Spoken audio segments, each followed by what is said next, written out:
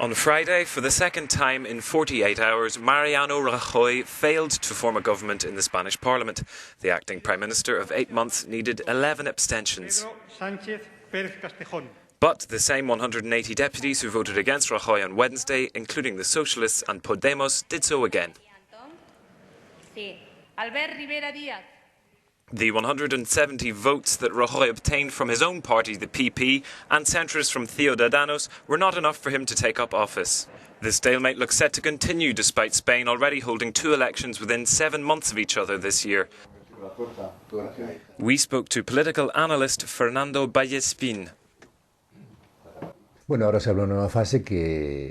Now a new phase is opening up that could last for up to 2 months as the political forces attempt to reach a different agreement than that set out by Rajoy. So, as the de facto leader of the opposition, Pedro Sánchez or the Socialists, like other parties, may start the process of bringing forward another candidate for the nomination. That could even be Rajoy, though only, I believe, if he is sure to win.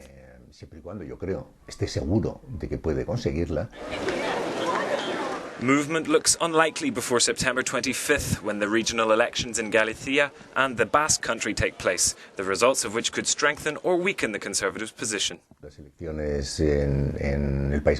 elections in the Basque Country and Galicia will, I think, prevent the political parties and groups from reaching an agreement before this date, as we are entering campaign time in these 2 regions. And these are 2 very sensitive areas because in Galicia the PP is dominant and in the Basque Country Podemos has a huge presence, and so too, of course, do the Basque nationalists.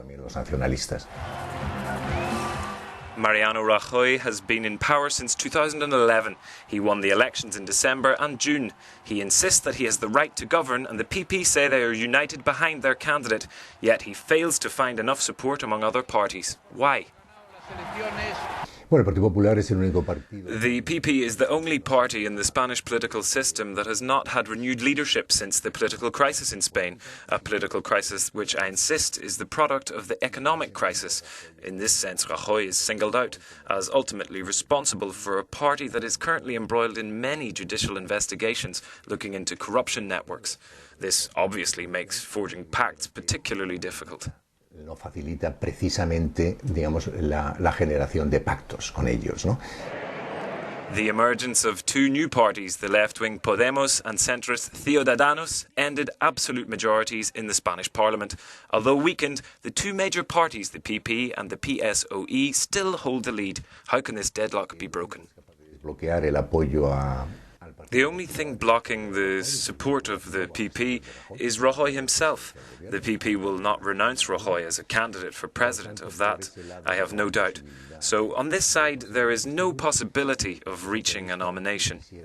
And even if the Socialist Party wanted to do something with Podemos, and Podemos seem ready for that, the PSOE is a long way from having the necessary seats to form a working majority, so it's a perfect stalemate.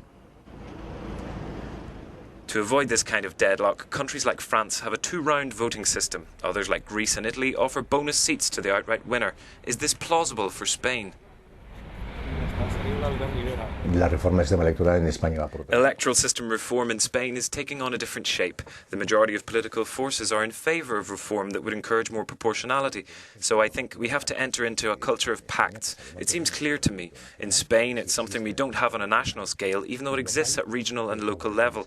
Above all, I think we must adapt our politics to the new sociological conditions in the country, because they are what has really caused this political situation.